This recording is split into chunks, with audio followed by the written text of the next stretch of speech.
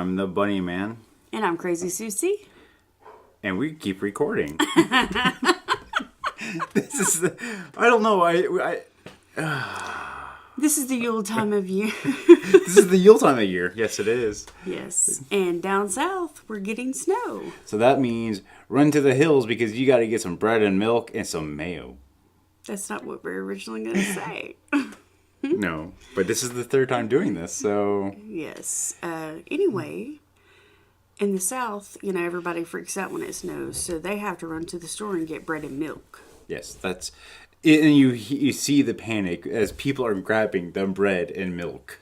Yeah, because we all know when it's cold, you have to survive off milk sandwiches. With a bunch of mayo on it. We've said this 3 times and now I'm really nauseous. Let's talk about something else. I never understood the bread and milk thing. I grew up in the Midwest, so I grew up in Illinois, and I don't ever remember really that, unless they were really talking about like we might be snowed in for like 3 or 4 days, and that was like a rarity type thing. That wasn't a... Well, I like carbs. I understand the bread thing because, I eat toast pretty much every morning for breakfast. And I'm all about some sandwiches. I love carbs. Milk and me are not friends. I don't drink it straight out of the glass unless I have cookies or something to dunk in it. And when I have it with cereal, it's just enough to wet the cereal. Literally, just enough to wet the cereal. But I mean, we don't even drink cow's milk. We get it directly from the nut, the almond, and it's a little teeth. Well, we've actually switched to soy milk, and it's... Oh, so we get it from the soy cow. The most basic soy milk you can find. It's literally organic soys and water. It has no other additives in it. And honestly, 9 times out of 10, after I eat my cereal, my dog usually ends up drinking the milk. That's how much I don't like milk. It's sad. She waits for me to finish my cereal. Which leads us into our red bubble. Our red bubble has become... Did she just pass gas? I'm so sorry. You heard our dog toot. Our Redbubble, our merch on Redbubble is actually, people are actually starting to buy our stuff, and so far the Luna has become very popular. We have an image that Bunny Man created of our dog Luna, and that image is available on Redbubble, and people have purchased that in sticker form. So Luna is quite popular. Yeah, and if you would like to get a Luna sticker, go on our Redbubble account and you can purchase your very own Luna sticker. Or we also have a Bunny Man shirt, and we have a Crazy Susie shirt. And at some point I'll probably just have a Luna shirt, but that's in the works. And then... There's loads of different images that the Bunny Man has created. All of the different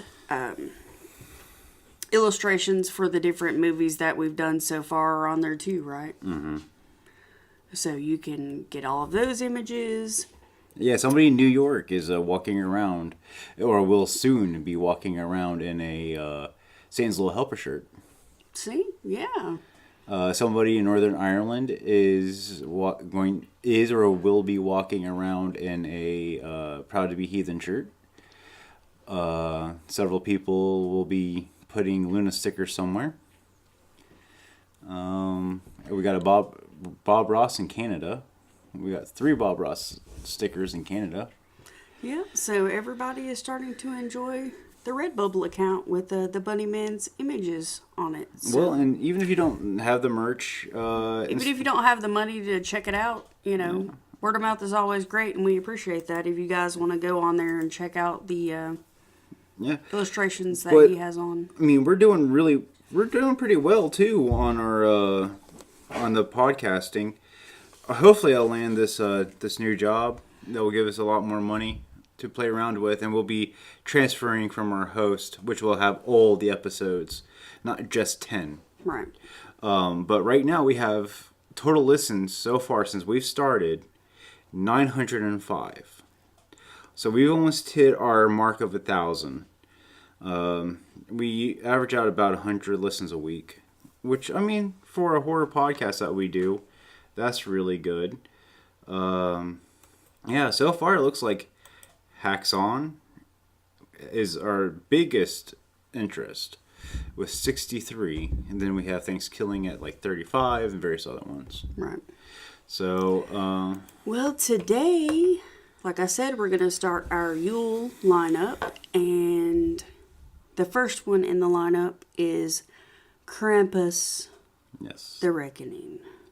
Yes. Oh, you thought it was going to be the good Krampus. No. You got your hopes up a little bit too far, people. You got them up a little bit too far. Don't get so elevated with movies that you think we're going to do. No, we really enjoy that one. That's why we're not doing it. Right. That's one of our favorites. We liked it a lot. And this film came out in 2015, and IMDb gave it a score of 2.3 out of 10. That doesn't sound very promising. No. We watched it on Amazon Prime. I believe I did see the full film on YouTube, so you can probably watch it there as well. And there's other streaming sites I'm pretty sure that you can find it on. I knew that Amazon used to have it, but I don't think so. When I first saw this, is Amazon is they got hit really hard with copyright or something, and then What are you talking about, Amazon? We watched it on Amazon Prime. Not Netflix. Okay, say the Blah, correct blah, blah, word blah. that you're wanting to say. You're making us sound stupid. Oh, thanks. I love you too. I just said it's on Amazon Prime, and then you... Yeah, Whatever. Okay. whatever. It is on Amazon Prime. That's where we watched it. Okay. It is 1 hour and 30 minutes long. It is listed as a horror film. And there is a huge cast list. I am not going to bore you with going through it. It's a bunch of mostly unknown type people that I don't believe are really in any major films. No. None of those people really stood out to me. If you want to check them out, they're on IMDb. You're welcome to do so. We're not going to go through it because I'm sure you guys are tired of hearing me stammer through names, and frankly, I'm tired of doing it. So, Yeah, I think we're just going to talk about this one. their director is Robert Conway. Their writers are Robert Conway and Owen Conway. So, and I think between both of them, they had one brain cell. Well, I think the premise of the movie is really cool. I think the way they went about it maybe could have been a little bit better because Krampus in this movie is all CGI, and I think he does look really cool as far as him being as a CGI character. But it's like early 2000 CGI, and it dates it really quickly. But the flow between the CGI and the real world isn't the greatest. But like you said, it's in the area where CGI was. Well, it came out in 2005. Still kinda new. 2015. So, I mean, CGI was getting its legs. It's just that type of CGI is really cheap to do now. Mm-hmm. And it's easier to generate than... You may have liked it. I did not like the way he looked at all, the Krampus. It just looked lame. It didn't look scary to me. And I mean, it's everywhere. I mean, it's not. There's no reveal. It's on the cover. It's just Right. if I didn't see it first and there was a big reveal, I would have been a little bit more lenient. Well, the thing about it for me was, and every time they showed him, he had like a different expression on his face. Yeah. One time they showed him and he had kind of like this little snarl where one corner of his mouth kind of peeked up. And another time his whole mouth was open and exposed. Another time it was just showing his teeth. I mean, they changed up his facial expression. I think the biggest thing for me on the design is the horns. I just did not care for the... Yeah, he had more of like kind of like ram type horns. They were, instead of coming out like on the side, kind of like devil type horns, they were on top of his head and they kind of went over his head toward the back. Yeah. Almost like they were hair, but they were horns. It was That I agree was kind of awkward. And they looked limp. You know, like They were formed to his head, like hair. Yeah. And so you could think of it as being kind of a cool thing because of that, if you look at it in that aspect. But in a way, it kind of took away from the character too. But, it depends on how nitpicky you want to be about it. And the other thing I really didn't care for was the lines, the lines throughout. I think they were doing that to try to make him look like he had the texture of like muscle tissue. Yeah, it didn't. But maybe it didn't transfer that well. Yeah, it looks sort of muddy. Okay, the synopsis of the movie is a little girl has a not-so-imaginary friend, Krampus, who is the dark companion of kindly St. Nicholas. Krampus has been unleashed on a small town, and the legendary demon will seek out all the naughty people to punish them at Christmas. No one is safe as Krampus hunts them down, tortures them, and then drags their helpless souls to the depths of hell.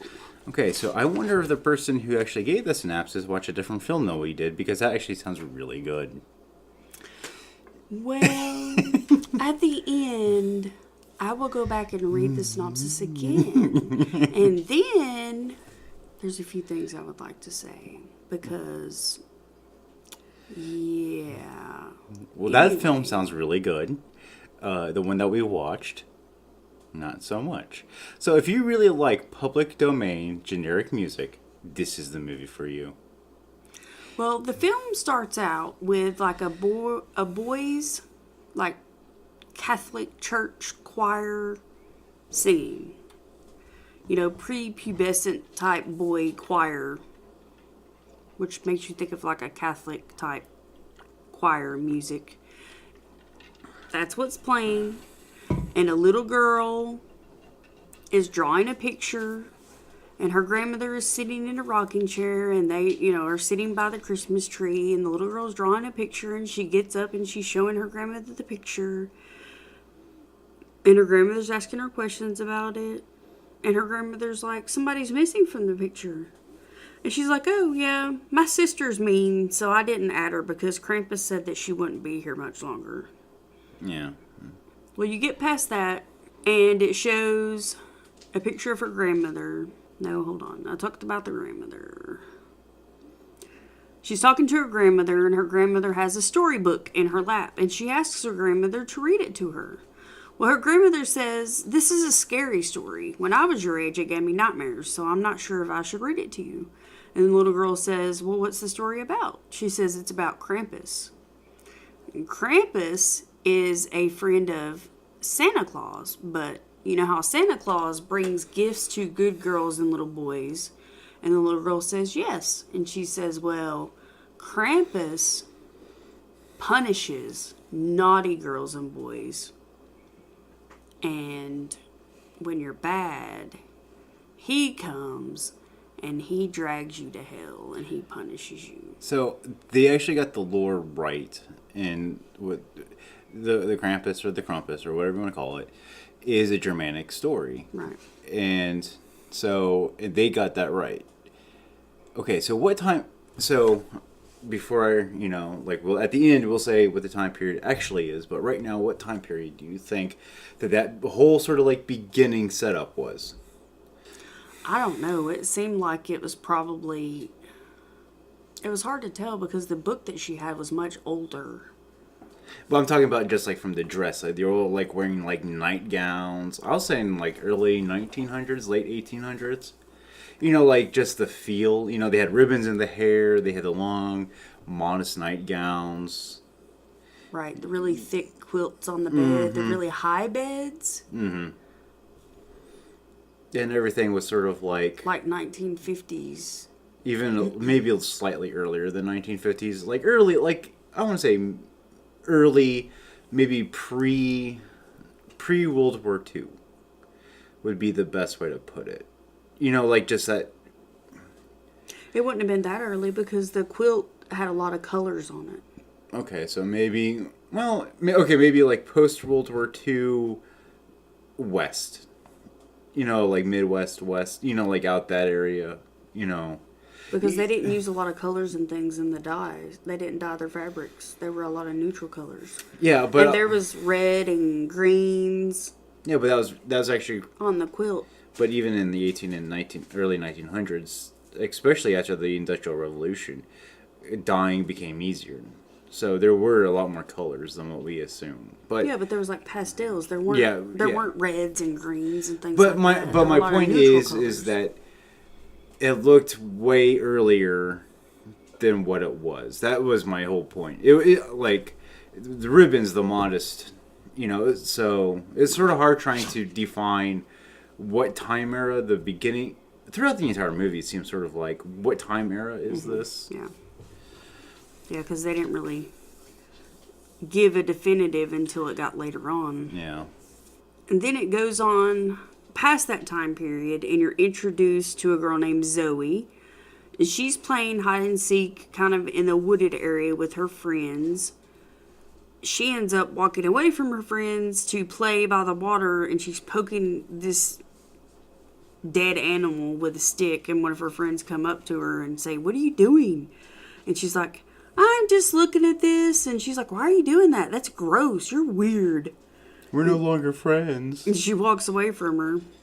Well, Zoe goes home, and the lady you assume is Zoe's mother is yelling at her and telling her, "Go do the dishes." And when she gets done with the dishes, she goes to her room and she's playing with her dolls. She has like these, they remind me almost like voodoo dolls, but they're all made of like yarn, thread type material. And she has them in a box. So when her mom came in the room, she kind of shut the box really fast because she didn't want her to see what she was doing.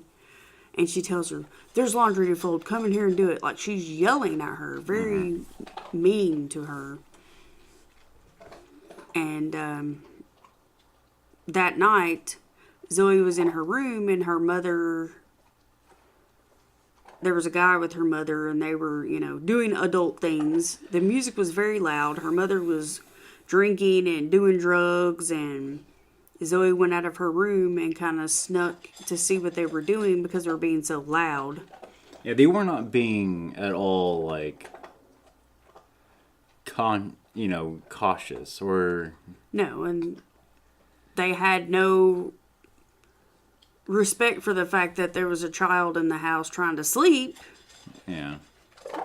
Or cared that there was a child in the house trying to sleep. So when she saw Zoe peeking into her room, she started yelling at her, forcibly took her back to her bedroom, pushed her in the bedroom, slammed the door shut, and locked her into her bedroom. Like there was a deadbolt or a padlock on the outside of Zoe's door, so she padlocked her into her bedroom. And then after that, she just went back and started just going at it with that guy. So we get our first titty rating. Oh, yeah. So I give it a 2 out of 5. They're perky, but saggy. But she's got nice nipples. She does have nice nipples, so maybe a 2.5. They weren't bad to look at. They weren't.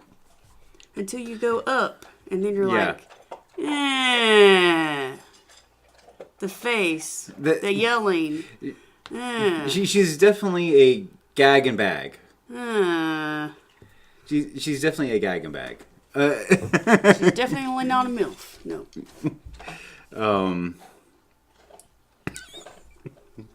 So. What are you laughing about? Gag and bag. You're the one that said it, not me. I know. Okay, so after. I understand the gag. What do you... So just one bagger, or is she a double bagger? Well, I mean. Is she ugly enough for a double bagger? No. No, maybe dim light. Oh, well, Yeah. Okay, so. Okay. Romantic lighting. Romantic lighting. That's nice. Okay, so Zoe gets very upset that she was treated so harshly. And she gets her dolls out of the box. And one of the dolls is Krampus. And she takes the chains that are binding his hands off, which unleashes him unleashes him from his prison, so to speak. And she gets the doll out of her mother. And she gets the doll out of her mother's husband. I don't think it's a husband. I think it's just a fling, to be honest. No, they explained later on that it was her husband because they said Mr. and Mrs. whatever the last name is. And Krampus comes out. The husband gets done doing his business. He goes outside in his underpants, has a cigarette. While he's out there, Krampus turns him into a roasted wiener, basically. He is burnt. So we get to our first half kill scene. Because we only saw half of it. Well, he's totally dead. He's not half dead. I mean, he is roasted. He's roasted, but we don't really see the roasting. He just sort of melts his face like a bit of plastic. Yeah, you see him put his hand on him, and then you see he's a briquette. Yeah. With his gentlemanly region on flame. Yeah. And then the wife comes out screaming, and he raises... I don't know. It's just my mind went very dirty at this point, but he grabs her head and pushes her down. What was he going to do? Skulk her from the back of her head? She was turned facing the other way. I know. Maybe Krampus was just going to burn a hole in the back of her head and... go to town. Okay, so... see how many eyeballs he could pop out in one go. I don't know. And so... then no one notices this. This is what kills me. It's just like afterwards... it was nighttime. But afterwards, nobody smelt burning flesh. It's got a really unique smell to it. Yeah. It's foul. And there's a guy, he's walking out and he's like grabbing his newspaper and he's like... he sort of has that look of like, guys, you said there was a barbecue and I wasn't invited. He looked like he was like pissed off that somebody's having a barbecue without him. You know? Yeah, the neighbor comes out in his robe, walks to the end of his driveway, and they're in like this kind of cul-de-sac neighborhood, and this dude's in the cul-de-sac part. He walks out of his house in his robe, goes to the end of the drive, grabs his newspaper, and he's looking around, and he's kind of like, what's that smell? Are you roasting a pig? He walks over to their driveway and he's like, oh my God! Yeah. He calls the cops. Cops come, they see that there's two people that are, basically roasted shish kebabs. Basically, they are... they're a little well done. They're extra crispy.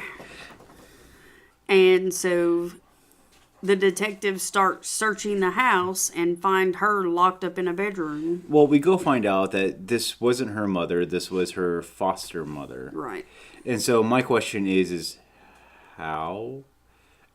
This movie really brings a lot of questioning of maybe we should reevaluate the foster care system in our... it happens every day. Yeah. So they check the house and they find Zoe. They take her to the children's Krampus hospital. Is burning people? No. They take her to the children's hospital to be evaluated. They're not sure if she saw or heard anything. The doctors there sit with Zoe for an hour to talk to her, and all they can get out of her is her name. So they contact a child therapist specialist to come and talk to her. And that's when we meet Rachel? Rachel, yeah. And then I think we're also introduced to Mumble Cop. Yes, his name is Miles. Miles is the detective that was in charge of the case. Yeah, but... he's difficult to understand because he is Mr. Mumbles. And we have a sound bar, and I turned that thing almost all the way up, and I sit very close to the TV, and I still had a hard time understanding him because he sounded like he was eating his face when he talked. Yeah. So... anyway. Yeah.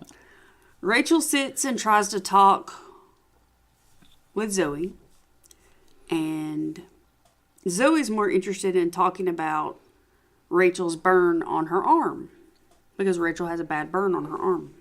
But Rachel doesn't remember how she got it, what happened, anything like that. And Rachel can only get a couple of answers from Zoe before Zoe starts getting upset and doesn't want to talk anymore. So Rachel doesn't push her. And Zoe says, I'll answer your questions if you bring me my dolls. They're at my house under my bed. So Rachel obliges, and her and Miles go back to the foster parents' house to retrieve Zoe's dolls. And they were commenting on like how the mother was always dressed to the foster mother was always dressed to the nines, while she was always dressed in like Goodwill clothes. So well, evidently Zoe is not the first foster child they had. Yeah. And neighbors had, when they questioned the neighbors had commented on the fact that all the foster children they had were always wearing clothes that were ill-fitting. Either they were too small, or 2 sizes too small, or 2 sizes too large. They were ill-fitting and faded or worn, looking like they were Goodwill clothes. And the foster mother was always dressed very nicely in very expensive clothing and had a very, very nice car. She always had her hair done up nice. She always was getting her nails done, you know. And she was doing a lot of blow. So she was basically having foster children and using the money that she was supposed to use to make sure they had everything they needed to keep herself up. Yeah. So, she made sure they had the basic necessities, but she bought the absolute cheapest. Yeah, for them. It's hard, like the hardest part in this, every interaction with him is so hard to understand. Like, I only understood half of what he was saying. Yeah, he was difficult to understand. And I really don't want to put the subtitles on, because it's like, what's the point? Like, I should be able to, for the most part, should be able to enjoy and sit back and listen to a movie and not have to worry about putting on subtitles because I can't hear somebody. One of the nurses in the children's ward tells the kids that Santa will be coming soon and he's going to come through the smokestacks at the hospital. Zoe says that's a lie. The smokestacks are from when people die and they burn their bodies. Which I don't think they do on a hospital, do they? Yeah, they have a crematory in the hospital. Oh, I didn't know that. If it's a big hospital, they do. Okay. Well, I mean, I'm not surprised. I just never thought about it. They have a morgue. Yeah, they have to have a way to dispose of bodies if necessary. Well, I figure they contracted some crematorium because of laws. Some big hospitals would have that. Think if there was an outbreak or something and they had to get rid of bodies. So, and the nurse got upset because he was trying to comfort the younger children because they were asking, well, how is Santa going to know we're here? How is he going to bring our presents to us? And Zoe's like, you don't need to lie to them. That's not fair. Well, Zoe is not... Like, Zoe comes across as I really don't like her. She just comes across as a know-it-all. Well, she has an attitude. Yeah, she hasn't... And so there's that. And, it's just... But she was, like, yelling, like, Santa's not real, but then the Krampus is. And it's like... Why can you not have... I mean, to me, they go both hand in hand. I mean, that's the whole point of the lore. Rachel brings the dolls to Zoe. And Zoe tells Rachel that Krampus talks to her and tells her when people are bad. And he punishes them by burning them. It more like melts them. Zoe keeps trying to find out how Rachel got her burns on her arm. And finds out Rachel is a foster mother. Zoe thinks all foster mothers are mean. Yeah. So we meet her She's actually not a foster mother. She adopted that boy. She was a part of a foster case or a case where this boy was taken from his parents in an extreme situation. And she pulled some strings and she was his foster mother for a short period of time, but she got some strings pulled because she knew certain people. Well, and she got her adoption of this boy fast-tracked. So she was actually his adopted The mother. boy really has no play whatsoever throughout the story, except for towards the end. He's a bit thick at most. You know, he's not very interesting. I sort of wish they would not have had him in there as much as they did. Does that... Well, it's just a hook. It's something for Yeah. Rachel to... a vice for Rachel to have. But she did point out during, I think, that entire thing about how, because she was talking about her own son, her adopted son, that he went through a lot of trauma, but he doesn't remember it, but she's like, well, it does happen, and usually it comes all at once type thing. Or, Right, where children are put in a trauma at a young age and they bury it deep inside, but then eventually, as they get older, yeah, it will come out. it all comes to the surface. So, bit of foreshadowing. Right.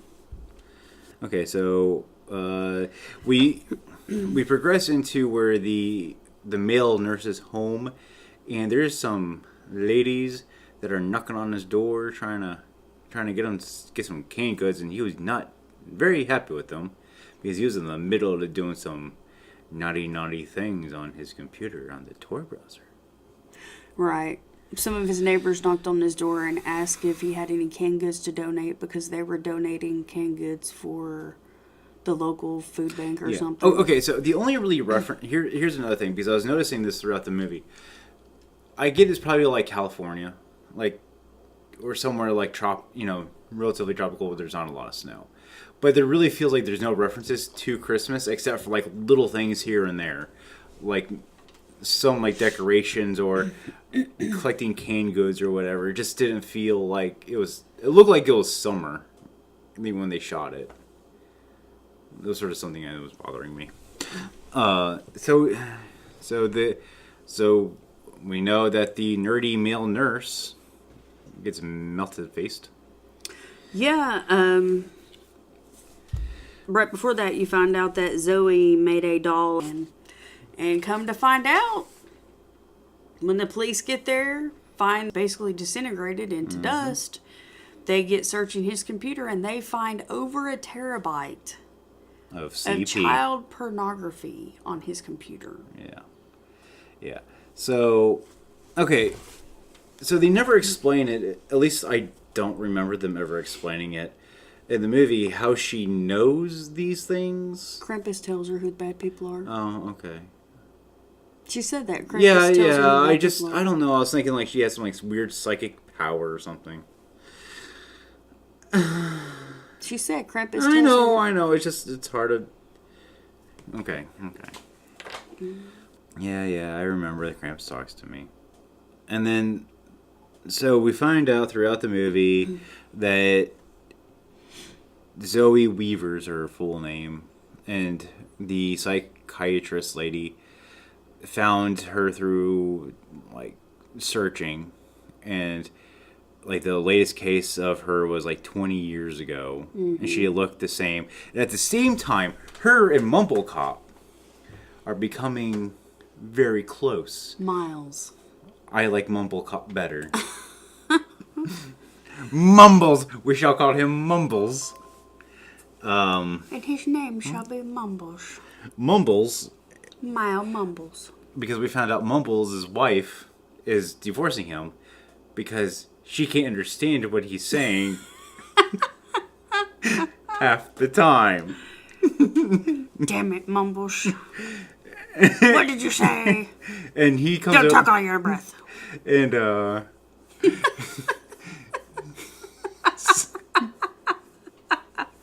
so he comes over like plastered to her house. Like, I get it that they're partners or whatever, but I just didn't think they were that close. I don't know. We just know that Mumbles and Rachel were, yeah, I guess they knew more about each other, but it didn't really say so. And either way, It's awkward. Yeah. He came to her house and passed out on her couch. I'd be like, dude, get the freak out of my house. So Rachel goes to Zoe's former foster home. The one before the one that just died. They show her a picture that was taken more than 20 years ago of Zoe, and she looks exactly the same as she does now. Her former foster father died from severe burns. Mm-hmm. Just as the nurse, just as her current foster parents died. Rachel goes back. She talks to Miles and tells him what she found. She talks to Zoe and tries to ask her questions about it, and Zoe attacks her. So Rachel and Miles decide to go to the bar, and they have a little drink off. They had a little drinky poo, Randy. Yeah, they had a little drinky poo.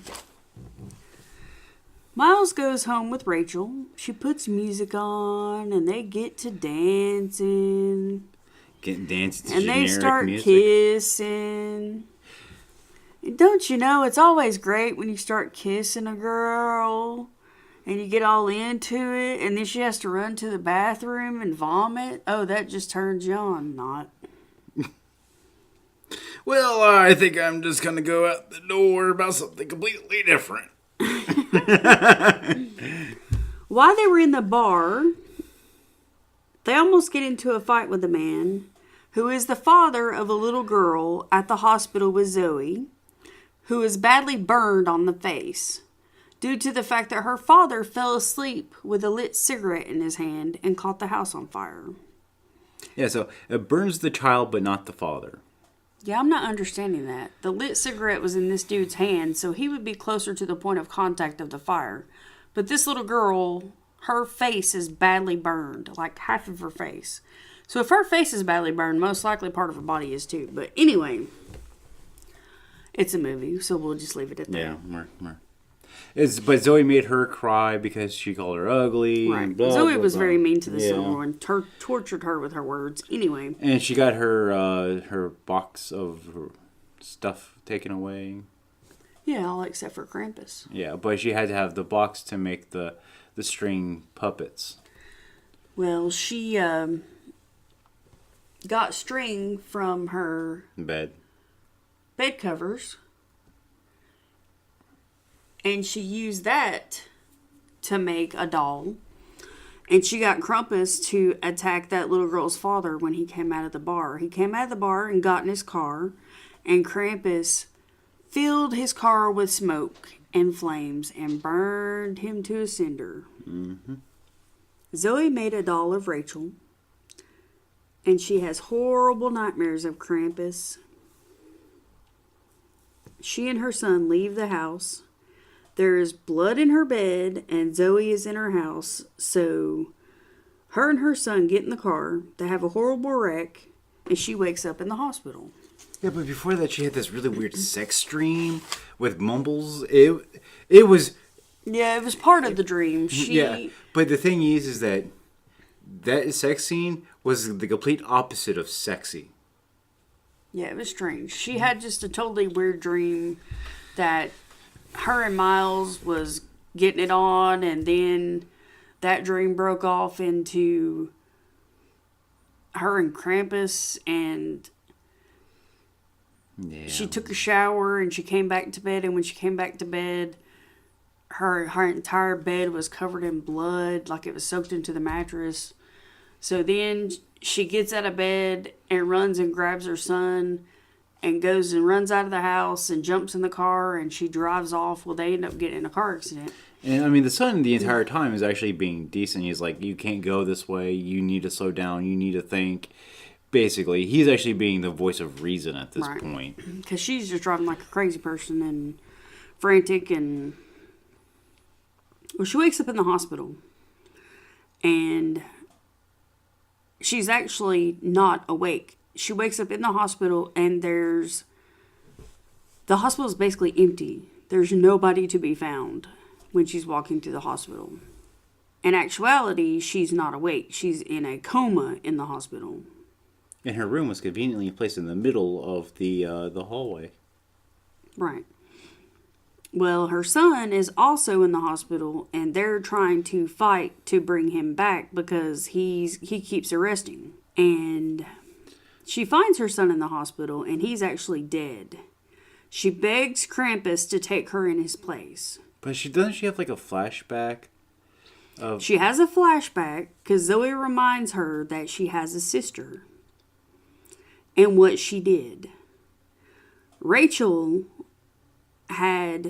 you find out that Rachel was the little girl at the very beginning who had talked to her grandmother about the book. Rachel had, against her grandmother's request, gotten into her grandmother's book about Krampus, and she had summoned Krampus and bound him to her when she was little. Bound him to her with fire. When she lit the match and bound him to her with fire, it caught the house on fire. That's why her arm got burned. But it also killed her mother and father and her sister, who is Zoe. Mm-hmm. So Zoe was trying to remind Rachel of what happened. Basically, Zoe couldn't die in peace because Rachel couldn't remember what had happened. So Zoe was kind of stuck in limbo is the only thing I could figure out what had happened. Yeah. That's why Zoe was kind of like wondering. Well, and so we found out that Rachel is burnt to a crisp and her son lives. And right, because Rachel gave herself up for her son to live. And then Mumbles at the end goes to the cemetery and places a rose on. And then we find that very close to Rachel is Zoe Zoe's and her mother and father. And we find the date is 1992. Right. Which at the beginning looks like nothing like 1992 because we both grew up in 1992. Well, I told you it wasn't way back then because of the color of the quilts. Yeah, but I mean, I'm talking about like the ribbons in the hair and the flowy nightgowns. Well, in 1992, when I had really long hair, my mother would French braid my hair. It didn't look like 90. I mean, the entire feeling didn't look like it. Well, you can just nitpick all day if you want to. But anyway. Okay, so I give this like a 1. You give what a 1? The Krampus, a 1. Wow. Yeah. That's rough. And the reason is because I easily fall asleep through this entire movie, which I did the first time. I know you were asking me, are you awake over there? Are you awake? Did you fall asleep? So I was having to watch it so I could critique it. And I take copious notes. How am I going to fall asleep when I do that? But to me, it's not a very exciting. I would have to say I agree with IMDb, but I would probably give it a 2.3 or a 2.5 simply because it had a good storyline. Did they really portray the storyline as well as they could have? I'm not 100% sure they did. I think they could have done a lot with this storyline. I think if we could understand Mumbles, we would have been okay. But, I mean, my biggest thing, it was a very slow-paced movie. Mm-hmm. The CGI sort of ruined it for me. The CGI wasn't great. It was just sort of like the whole, like, Zoe's 20 years old thing. And, like, it seemed, like, disjointed in parts. Like, they really didn't know what they were doing. Mm-hmm. You know what doesn't make sense to me?